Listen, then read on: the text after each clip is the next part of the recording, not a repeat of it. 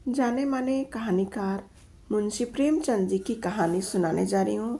शीर्षक है मंत्र। तो आइए सुनते हैं। संध्या का समय था। डॉक्टर चड्ढा गोल्फ खेलने के लिए तैयार हो रहे थे। मोटर द्वार के सामने खड़ी थी कि दो कहार एक डोली लिए आते दिखाई दिए। डोली के पीछे एक बूढ़ा लाठी टेकता चला आता था। डोली औषधालय के सामने आकर रुक गई। बूढ़े ने धीरे धीरे आकर द्वार पर पड़ी हुई चिक से झांका। ऐसी साफ सुथरी जमीन पर पैर रखते हुए भय हो रहा था कि कोई घुड़क न बैठे। डॉक्टर साहब को खड़े देखकर भी उसे कुछ कहने का साहस न हुआ। डॉक्टर साहब ने चिक के अंदर से गरज कर कहा, कौन है? क्या चाहता है? डॉक्टर साहब ने हाथ जोड़कर कहा, हुजूर, बड़ा गरीब आदमी हूँ। मेरा लड़का कई दिन से। डॉक्टर साहब ने सिगार जलाकर कहा, कल सवेरे आओ, कल सवेरे। हम इस वक्त मरीजों को नहीं देखते। बूढ़े ने घुटने टेक कर जमीन पर सिर रख दिया और बोला, दुहाई है सरकार की, लड़का मर जाएगा हुजूर। 4 दिन से आंखें नहीं। डॉक्टर चड्ढा ने कलाई पर नज़र डाली। केवल 10 मिनट समय और बाकी था। गोल्फ स्टिक खूंटी से उतारने हुए बोले, कल सवेरे आओ, कल सवेरे, यह हमारे खेलने का समय है। बूढ़े ने पगड़ी उतारकर चौखट पर रख दी और रो कर कहा, हुजूर, एक निगाह देख लें, बस एक निगाह। लड़का हाथ से चला जाएगा हुजूर। 7 लड़कों में यही एक बच रहा है हुजूर। हम दोनों आदमी रो रो कर मर जाएंगे सरकार। आपकी आयु बढ़ती है दिन बंधु। ऐसे उजड़ देहाती यहाँ प्रायः रोज आया करते थे। डॉक्टर साहब उनके स्वभाव से खूब परिचित थे। कोई कितना ही कुछ कहे, पर वे अपनी ही रट लगाते जाएंगे, किसी की सुनेंगे नहीं। धीरे से चिक उठाई और बाहर निकलकर मोटर की तरफ चले। बूढ़ा यह कहता हुआ उनके पीछे दौड़ा, सरकार, बड़ा धर्म होगा हुजूर, दया कीजिए, बड़ा दीन दुखी हूँ, संसार में कोई और नहीं है बाबूजी। मगर डॉक्टर साहब ने उसकी ओर मुंह फेर कर देखा तक नहीं। मोटर पर बैठकर बोले, कल सवेरे आना। मोटर चली गई। बूढ़ा कई मिनट तक मूर्ति की भांति निश्चल खड़ा रहा। संसार में ऐसे मनुष्य भी होते हैं जो अपने आमोद प्रमोद के आगे किसी की जान की भी परवाह नहीं करते। शायद इसका उसे अब भी विश्वास न आता था।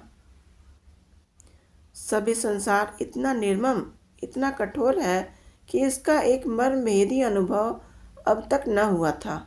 वह उस पुराने जमाने के जीवों में से था जो लगी हुई आग को बुझाने, मुर्दे को कंधा देने, किसी के छप्पर को उठाने और किसी कलह को शांत करने के लिए सदैव तैयार रहते थे। जब तक बूढ़े को मोटर दिखाई दी, वह खड़ा टकटकी लगाए उस ओर ताकता रहा।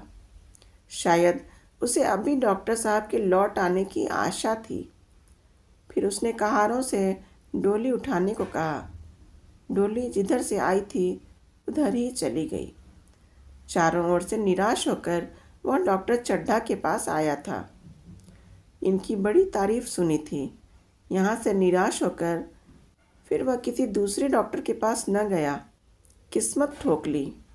उसी रात उसका हंसता खेलता 7 साल का बालक अपनी बाल लीला समाप्त करके इस संसार से सिधार गया।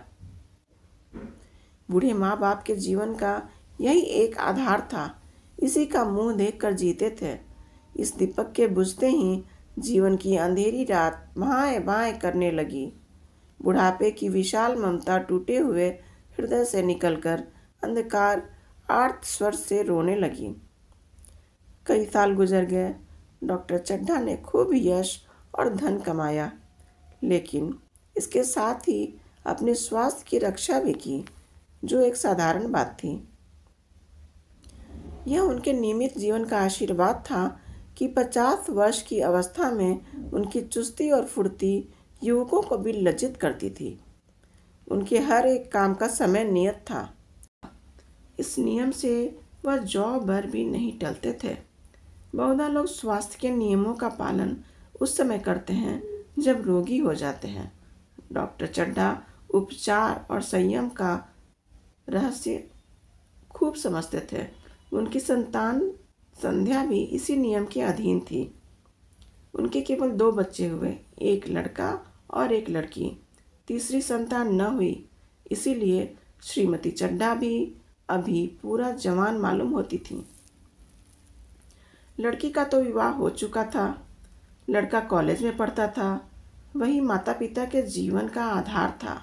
शील और विनय का पुतला, बड़ा ही रसिक, बड़ा ही उदार, विद्यालय का गौरव, युवक समाज की शोभा, मुखमंडल से तेज की छटा सी निकलती थी।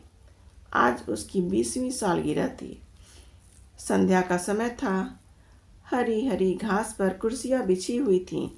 शहर के रईस और हुक्काम एक तरफ, कॉलेज के छात्र दूसरी तरफ बैठे भोजन कर रहे थे। बिजली के प्रकाश से सारा मैदान जगमगा रहा था। आमोद प्रमोद का सामान भी जमा था। छोटा सा प्रहसन खेलने की तैयारी थी। प्रहसन स्वयं कैलाश नाथ ने लिखा था। वही मुख्य एक्टर भी था। इस समय वह एक रेशमी कमीज पहने, नंगे सिर नंगे पांव इधर से उधर मित्रों की आवभगत में लगा हुआ था। कोई पुकारता, कैलाश जरा इधर आना। कोई उधर से बुलाता, कैलाश क्या उधर ही रहोगे। सभी उसे छोड़ते थे, चूल्हे करते थे। बेचारे को जरा दम मारने का अवकाश न मिलता था। सहसा एक रमणी ने उसके पास आकर पूछा, क्यों कैलाश, तुम्हारे सांप कहाँ हैं? जरा मुझे दिखा दो। कैलाश ने उससे हाथ मिलाकर कहा, मृणालिनी, इस वक्त क्षमा करो, कल दिखा दूंगा। मृणालिनी ने आग्रह किया, जी नहीं, तुम्हें दिखाना पड़ेगा। मैं आज नहीं मानने की। तुम रोज कल कल करते हो। मृणालिनी और कैलाश दोनों सहपाठी थे और एक दूसरे के प्रेम में पगे हुए। कैलाश को सांपों के पालने, खिलाने और नचाने का शौक था। तरह तरह के सांप पाल रखे थे।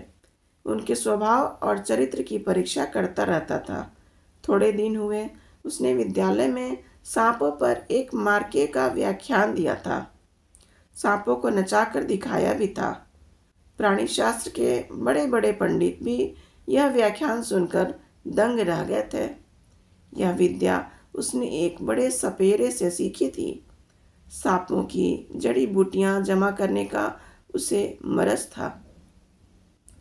इतना पता भर मिल जाए कि किसी व्यक्ति के पास कोई अच्छी जड़ी है, फिर उसे चैन न आता था, उसे लेकर ही छोड़ता था। यही व्यसन था। इस पर हजारों रुपए फूंक चुका था। मृणालिनी कई बार आ चुकी थी, पर कभी सांपों को देखने के लिए इतनी उत्सुक न हुई थी। कह नहीं सकते आज उसकी उत्सुकता सचमुच जाग गई थी या वह कैलाश पर अपने अधिकार का प्रदर्शन करना चाहती थी, पर उसका आग्रह बेमौका था। उस कोठरी में कितनी भीड़ लग जाएगी। भीड़ को देखकर सांप कितने चौंकेंगे और रात के समय उन्हें छेड़ा जाना कितना बुरा लगेगा। इन बातों का उसे जरा भी ध्यान न आया। कैलाश ने कहा, नहीं, कल जरूर दिखा दूंगा। इस वक्त अच्छी तरह दिखा भी तो नहीं सकूंगा। कमरे में तिल रखने की भी जगह न मिलेगी। एक महाशय ने छेड़कर कहा, दिखा क्यों नहीं देते? जरा सी बात के लिए इतना टाल मटोल कर रहे हो। मिस गोविंद, हरगिज न मानना। देखें कैसे नहीं दिखाते। दूसरे महाशय ने और चढ़ाया, मिस गोविंद इतनी सीधी और भोली हैं, तभी आप इतना मिजाज करते हैं। दूसरे सुंदरी होती तो इसी बात पर बिगड़ खड़ी होती। तीसरे साहब ने मजाक उड़ाया, अजी बोलना छोड़ देती। भला कोई बात है? इस पर आपका दावा है कि मृणालिनी के लिए जान हाजिर है। मृणालिनी ने देखा कि ये शोहदे उस रंग पर चढ़ा रहे हैं, तो बोली, आप लोग मेरी वकालत न करें, मैं खुद अपनी वकालत कर लूँगी। मैं इस वक्त सांपों का तमाशा नहीं देखना चाहती। चलो, छुट्टी हुई। इस पर मित्रों ने ठट्ठा लगाया। एक साहब बोले, देखना तो आप सब कुछ चाहें, पर दिखाए भी तो। कैलाश को मृणालिनी की झेपी हुई सूरत को देखकर मालूम हुआ कि इस वक्त उनका इनकार वास्तव में उसे बुरा लगा है। ज्यों ही प्रीतिभोज समाप्त हुआ और गाना शुरू हुआ, उसने मृणालिनी और अन्य मित्रों को सांपों के दरबे के सामने ले जाकर महुअर बजाना शुरू किया। फिर एक एक खाना खोलकर एक एक सांप को निकालने लगा। वाह, क्या कमाल था! ऐसा जान पड़ता था कि वे कीड़े उसकी एक एक बात, उसके मन का एक एक भाव समझते हैं। किसी को उठा लिया, किसी को गर्दन में डाल लिया, किसी को हाथ में लपेट लिया। मृणालिनी बार बार मना करती कि इन्हें गर्दन में न डालो, दूर से ही दिखा दो, बस जरा नचा दो। कैलाश की गर्दन में सांपों को लिपटते देखकर उसकी जान निकली जाती थी। पछता रही थी कि मैंने व्यर्थ ही इनसे सांप दिखाने को कहा, मगर कैलाश एक न सुनता था। प्रेमिका के सम्मुख अपने सर्व कला का प्रदर्शन का एक ऐसा अवसर पाकर वह कब चूकता। एक मित्र ने टीका की, दांत तोड़ डाले होंगे। कैलाश हंसकर बोला, दांत तोड़ डालना मदारियों का काम है, किसी के दांत नहीं तोड़े गए। कहिए तो दिखा दूं।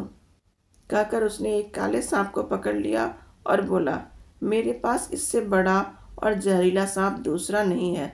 अगर किसी को काट ले तो आदमी आनन फानन में मर जाए, लहर भी ना आए। इसके कांटे पर मंत्र नहीं, इसके दांत दिखा दो।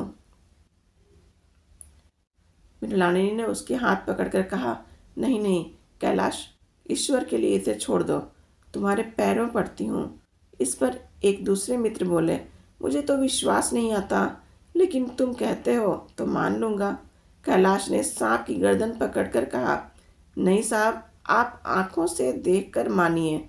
दांत तोड़कर वश में किया तो क्या? सांप बड़ा समझदार होता है। अगर उसे विश्वास हो जाए कि इस आदमी से मुझे कोई हानि न पहुँचेगी तो वह उसे हरगिज न काटेगा।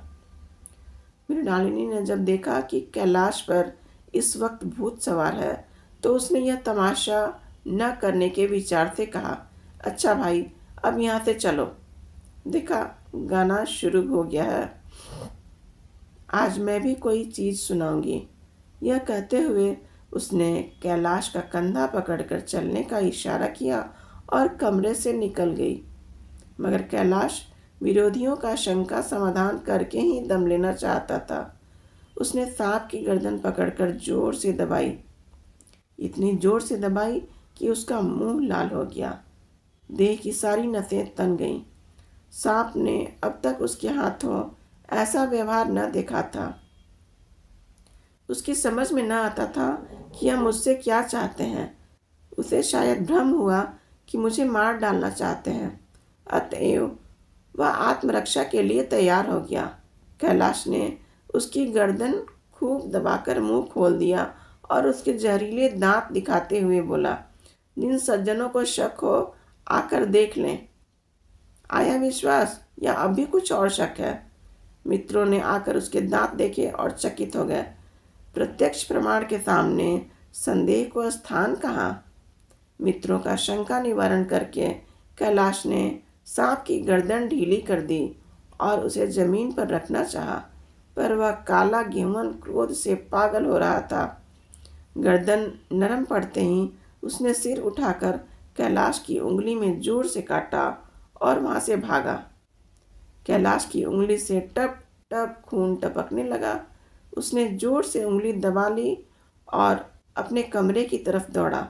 वहाँ मेज़ के दरवाज में एक जड़ी रखी हुई थी, जिसे पीस कर लगा देने से घातक विष भी रफू चक्कर हो जाता है। मित्रों में हलचल पड़ गई। बाहर महफिल में भी खबर हुई। डॉक्टर साहब घबरा कर दौड़े। फौरन उंगली की जड़ कसकर बांधी गई और जड़ी पीसने के लिए दी गई। डॉक्टर साहब जड़ी के कायल न थे। वह उंगली का डसा भाग नश्तर से काट देना चाहते, मगर कैलाश को जड़ी पर पूर्ण विश्वास था। मृणालिनी पियानो पर बैठी हुई थी। यह खबर सुनते ही दौड़ी और कैलाश की उंगली से टपकते हुए खून को रुमाल से पोंछने लगी। जड़ी पीसी जाने लगी, पर उसी 1 मिनट में कैलाश की आंखें झपकने लगीं। ओठों पर पीलापन दौड़ने लगा, यहाँ तक कि वह खड़ा न रह सका, फर्श पर बैठ गया। सारे मेहमान कमरे में जमा हो गए। कोई कुछ कहता, कोई कुछ। इतने में जड़ी पीसकर आ गई। मृणालिनी ने उंगली पर लेप किया। 1 मिनट और बीता। कैलाश की आंखें बंद हो गईं। वह लेट गया और हाथ से पंखा चलने का इशारा किया। माँ ने दौड़कर उसका सिर गोद में रख लिया और बिजली का टेबल फैन लगा दिया। डॉक्टर साहब ने झुककर पूछा, कैलाश कैसी तबीयत है? कैलाश ने धीरे से हाथ उठा दिए, पर कुछ बोल न सका। मृणालिनी ने करुण स्वर में कहा, क्या जड़ी कुछ असर न करेगी? डॉक्टर साहब ने सिर पकड़कर कहा, क्या बतलाऊं, मैं इसकी बातों में आ गया। अब तो नश्तर से भी कुछ फायदा न होगा। आधे घंटे तक यही हाल रहा। कैलाश की दशा प्रतिक्षण बिगड़ती जाती थी, यहाँ तक कि उसकी आंखें पथरा गईं। हाथ पांव ठंडे पड़ गए, मुख की कांति मलिन पड़ गई, नाड़ी का कहीं पता नहीं। मौत के सारे लक्षण दिखाई देने लगे। घर में कोहराम मच गया। मृणालिनी एक ओर सिर पीटने लगी। माँ अलग पछाड़े खाने लगी। डॉक्टर चड्ढा को मित्रों ने पकड़ लिया, नहीं तो वह नश्तर अपनी गर्दन पर मार लेते। एक महाशय बोले, कोई मंत्र झाड़ने वाला मिले तो संभव है अभी भी जान बच जाए। एक मुसलमान सज्जन ने इसका समर्थन किया, अरे साहब, कब्र में पड़ी हुई लाशें जिंदा हो गई हैं, ऐसे ऐसे बाकमाल पड़े हुए हैं। डॉक्टर चड्ढा बोले, मेरी अक्ल पर पत्थर पड़ गया था कि इसकी बातों में आ गया। नश्तर लगा देता तो यह नौबत ही क्यों आती। बार बार समझाता रहा कि बेटा सांप न पालो, मगर कौन सुनता था। बुलाइए, किसी झाड़ फूक करने वाले को ही बुलाइए। मेरा सब कुछ ले ले, मैं अपनी सारी जायदाद उसके पैरों पर रख दूंगा, लंगोटी बांधकर घर से निकल जाऊंगा, मगर मेरा कैलाश, मेरा प्यारा कैलाश उठ बैठे। ईश्वर के लिए किसी को बुलवाइए। एक महाशय का किसी झाड़ने वाले से परिचय था। वह दौड़कर उसे बुला लाए, मगर कैलाश को सूरत देकर उसे उस मंत्र चलाने की हिम्मत न पड़ी। बोला, अब क्या हो सकता है सरकार, जो कुछ होना था हो चुका।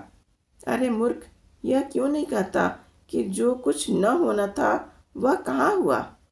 माँ बाप ने बेटे का सेहरा कहाँ देखा? मृणालिनी का कामना तरु क्या पल्लव और पुष्प से रंजित हो उठा। मन के वह स्वर्ण स्वप्न जिनसे जीवन आनंद का स्रोत बना हुआ था, क्या पूरे हो गए? जीवन के नृत्यमय तारिका मंडित सागर में आमोद की बहार लूटते हुए क्या उनकी नैया जलमग्न नहीं हो गई? जो न होना था वह हो गया। वही हरा भरा मैदान था, वही सुनहरी चांदनी एक निशब्द संगीत की भांति प्रकृति पर छाई हुई थी। वही मित्र समाज था, वही मनोरंजन के सामान थे, मगर हास्य की ध्वनि थी। वहाँ करुण क्रंदन और अश्रु प्रवाह था। शहर से कई मील दूर एक छोटे से घर में एक बूढ़ा और बुढ़िया अंगीठी के सामने जाड़े की रात काट रहे थे। बूढ़ा नारियल पीता था और बीच बीच में खांसता था। बुढ़िया दोनों घुटनियों में सिर डाले आग की ओर ताक रही थी। एक मिट्टी के तेल की कुप्पी ताक पर जल रही थी। घर में न चारपाई थी न बिछौना। एक किनारे थोड़ी सी पुआल पड़ी हुई थी। इसी कोठरी में एक चूल्हा था। बुढ़िया दिन भर उपले और सूखी लकड़ियां बटोरती थी। बूढ़ा रस्सी बटकर बाजार में बेच आता था। यही उनकी जीविका थी। उन्हें न किसी ने रोते देखा न हंसते। उनका सारा समय जीवित रहने में कट जाता था। मौत द्वार पर खड़ी थी, रोने या हंसने की कहाँ फुर्सत। बुढ़िया ने पूछा, कल के लिए सन तो है ही नहीं, काम क्या करोगे? जाकर झगड़ू शाह से 10 सेर सन उधार लाऊंगा। उसके पहले के पैसे तो दिए नहीं और उधार कैसे देगा? न देगा न सही, घास तो कहीं गई नहीं, दोपहर तक क्या 2 आने की भी न काटूंगा। इतने में एक आदमी ने द्वार पर आवाज़ दी, भगत भगत क्या सो गए? जरा किवाड़ खोलो। भगत ने उठकर किवाड़ खोल दिए। एक आदमी ने अंदर आकर कहा, कुछ सुना? डॉक्टर चड्ढा बाबू के लड़के को सांप ने काट लिया। भगत ने चौंक कर कहा, चड्ढा बाबू के लड़के को? वही चड्ढा बाबू है ना, जो छावनी के बंगले में रहते हैं? हाँ वही। शहर में हल्ला मचा हुआ है, जाते हो तो जाओ, आदमी बन जाओगे। बूढ़े ने कठोर भाव से सिर हिलाकर कहा, मैं नहीं जाता, मेरी बला जाए, वही चड्ढा है, खूब जानता हूँ। भैया लेकर उन्हीं के पास गया था। खेलने जा रहे थे, पैरों पर गिर पड़ा कि एक नज़र देख लीजिए, मगर सीधे मुंह से बात तक न की। भगवान बैठे सुन रहे थे। अब जान पड़ेगा कि बेटे का गम क्या होता है। कई लड़के हैं? नहीं जी, यही तो एक लड़का था। सुना है उसने जवाब दे दिया है। भगवान बड़ा कारसाज है। उस वक्त मेरी आंखें से आंसू निकल पड़े थे, पर उन्हें तनिक भी दया न आई थी। मैं तो उनके द्वार पर होता तो भी बात न पूछता। तो न जाओगे? हमने जो सुना था सो कह दिया। अच्छा अच्छा किया। कलेजा ठंडा हो गया, आंखें ठंडी हो गईं, लड़का भी ठंडा हो गया होगा। तुम जाओ, आज चैन की नींद सोऊंगा। बुढ़िया से बोला, जरा तंबाकू ले ले, एक चीलम और पीऊँगा। अब मालूम होगा लाला को, सारी साहबी निकल जाएगी। हमारा क्या बिगड़ा? लड़के के मर जाने से कुछ राज तो नहीं चला गया। जहाँ अच्छा बच्चे थे वहाँ एक और चला गया। तुम्हारा तो राज सुना हो जाएगा। उसी के वास्ते सबका गला दबा दबा कर जोड़ा था ना। अब क्या करोगे? एक बार देखने जाऊंगा, पर कुछ दिन बाद मिजाज का हाल पूछूंगा। आदमी चला गया। भगत ने किवाड़ बंद कर लिए, तब चीलम पर तंबाकू रखकर पीने लगा। बुढ़िया ने कहा, इतनी रात गए जाड़े पाले में कौन जाएगा? अरे दोपहर ही तो है, मैं न जाता। सवारी दरवाजे पर लेने आती तो भी न जाता। भूल नहीं गया हूँ, पन्ना की सूरत आंखों में फिर रही है। इस निर्दयी ने उसे एक नज़र देखा तक नहीं। क्या मैं न जानता था कि वह न बचेगा? खूब जानता था। चड्ढा भगवान नहीं थे कि उनकी एक निगाह देख लेने से अमृत बरस जाता। नहीं, खाली मन की दौड़ थी। अब किसी दिन जाऊंगा और कहूँगा, क्यों साहब कहिए, क्या रंग है? दुनिया बुरा कहेगी, कहे, कोई परवाह नहीं।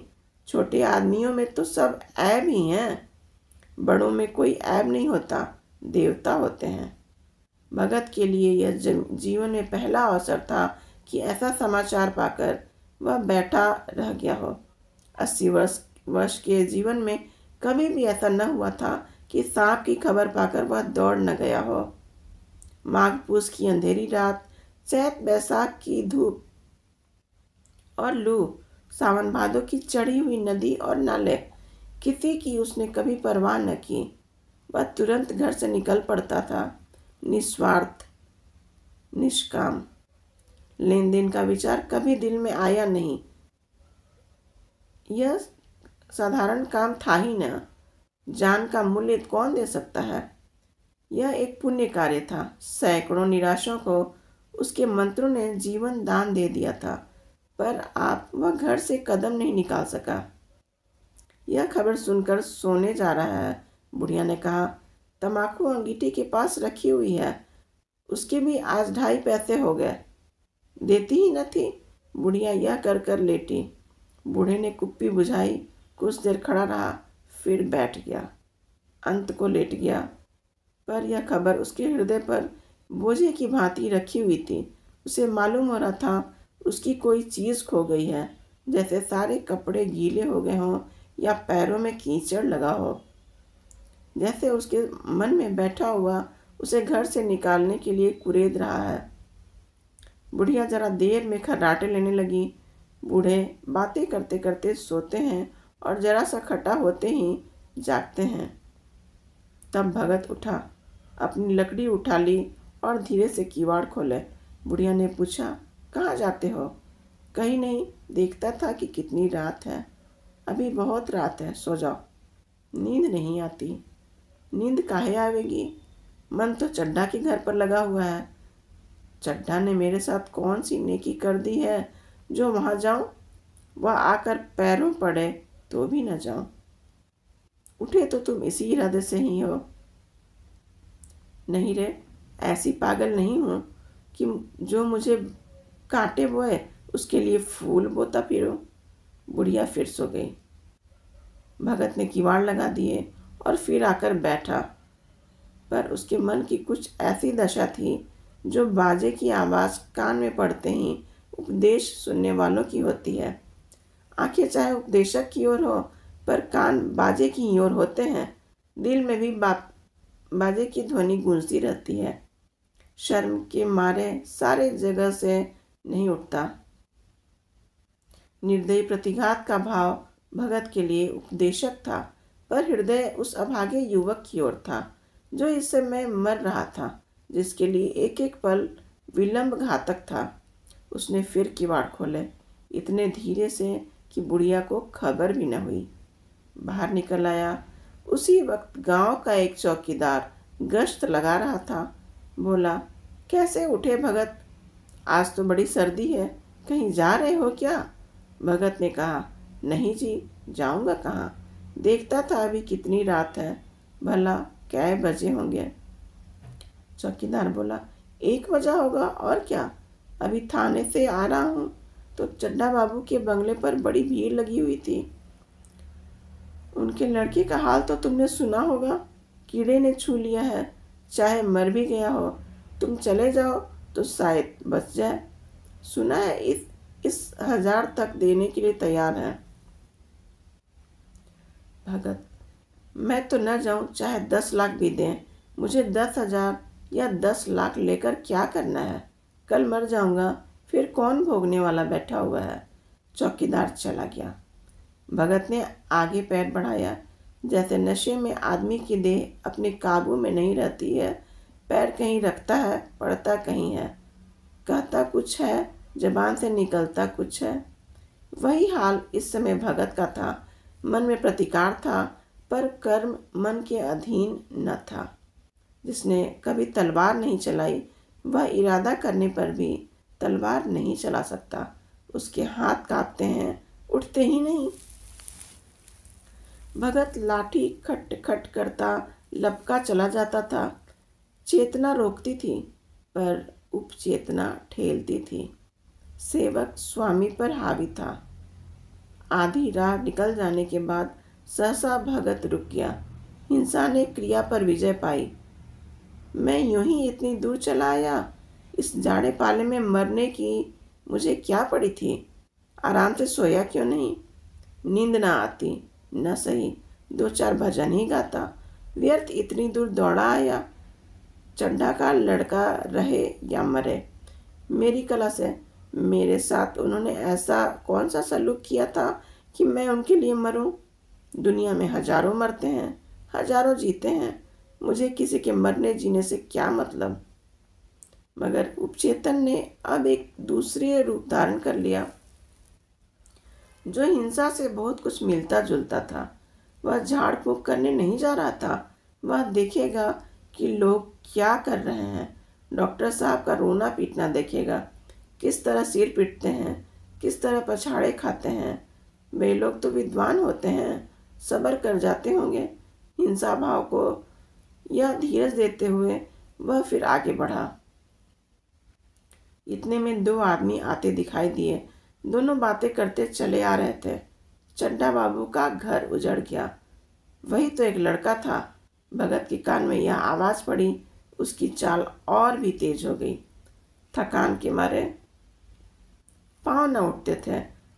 शिरोभाग इतना बढ़ा जाता था मानो अब मुंह के बल गिर पड़ेगा। इस तरह कोई 10 मिनट चला होगा कि डॉक्टर साहब का बंगला नजर आया।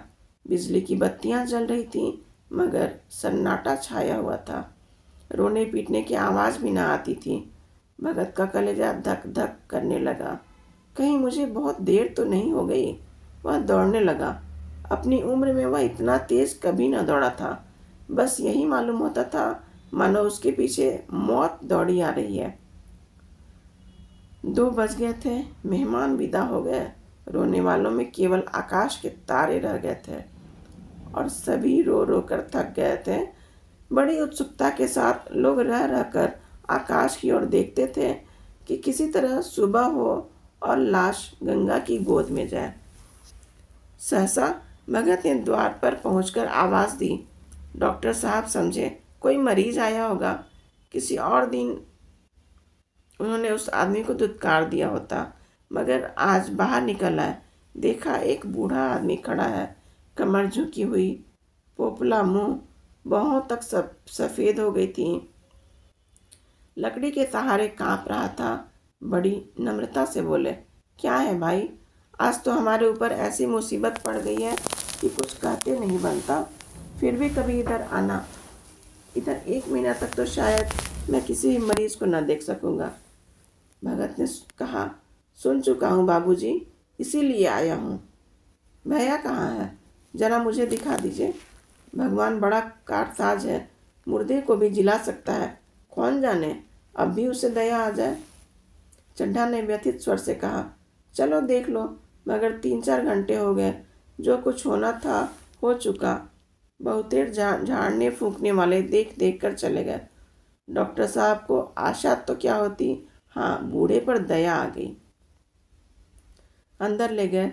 भगत ने लाश को 1 मिनट तक देखा, तब मुस्कुराकर बोला, अभी कुछ नहीं बिगड़ा है बाबूजी। यह नारायण चाहेंगे तो आधे घंटे में भैया उठ बैठेंगे। आप नाहक दिल छोटा करना है। जरा कहारों से कहिए पानी तो भरे। कहानों ने पानी भर भर कर कैलाश को नहलाना शुरू किया। पाइप बंद हो गया था। कहारों की संख्या अधिक न थी, इसलिए मेहमानों ने अहाते के बाहर से कुएं से पानी भर भर कर नहाने को दिया। मृणालिनी कलसा लिए पानी ला रही थी। बूढ़ा भगत खड़ा मुस्कुरा मुस्कुरा कर मंत्र पढ़ रहा था, मानो विजय उसके सामने खड़ी है। जब एक बार मंत्र समाप्त हो जाता, तब वह एक जड़ी कैलाश के सिर पर डाले गए और न जाने कितनी बार भगत ने मंत्र फूंका। आखिर जब उषा ने अपनी लाल लाल आंखें खोली तो कैलाश की भी लाल लाल आंखें खुल गईं। एक क्षण में उसने अंगड़ाई ली और पानी पीने को मांगा। डॉक्टर चड्ढा ने दौड़कर नारायणी जी को गले लगा लिया। नारायणी दौड़कर भगत के पैरों पर गिर पड़ी और मृणालिनी कैलाश के सामने आंखों में आंसू भरे पूछने लगी, अब कैसी तबीयत है? एक क्षण में चारों तरफ खबर फैल गई। मित्रगण मुबारकबाद देने लगे। डॉक्टर साहब बड़े श्रद्धा भाव से हर एक के सामने भगत का यश गाते फिरते थे। सभी लोग भगत के दर्शनों के लिए उत्सुक हो उठे, मगर अंदर जाकर देखा तो भगत का कहीं पता न था। नौकरी ने कहा, अभी तो यहीं बैठे चीलम पी रहे थे। हम लोग तंबाकू देने लगे तो नहीं ली, अपने पास से तंबाकू निकाल कर भरी। यहाँ तो भगत की चारों ओर तलाशी होने लगी और भगत लपका हुआ घर चला जा रहा था कि बुढ़िया के उठने से पहले पहुँच जाऊँ। जब मेहमान लोग चले गए तो डॉक्टर साहब ने नारायणी से कहा, बुढ़ा न जाने कहाँ चला गया, एक चीलम तंबाकू का भी रवादार न हुआ। नारायणी, मैंने तो सोचा था इसे कोई बड़ी रकम दूंगी। चड्ढा, रात को तो मैंने नहीं पहचाना, पर जरा साफ हो जाने पर पहचान गया। एक बार यह एक मरीज को लेकर आया था। मुझे अब याद आता है कि मैं खेलने जा रहा था और मरीज को देखने से इनकार कर दिया था। आज उस दिन की बात याद करके मुझे कितनी ग्लानि हो रही है, उसे प्रकट नहीं कर सकता। मैं उसे अब खोज निकालूंगा और उसके पैरों पर गिरकर अपना अपराध बोझ क्षमा करवाऊंगा। वह कुछ लेगा नहीं, यह जानता हूँ। उसका जन्म यश की वर्षा करने ही के लिए हुआ है। उसकी सज्जनता ने मुझे ऐसा आदर्श दिखा दिया है जो अब से जीवन पर्यंत मेरे सामने रहेगा। धन्यवाद। कहानी पसंद आई हो तो इसे सब्सक्राइब करें, लाइक करें और शेयर करें।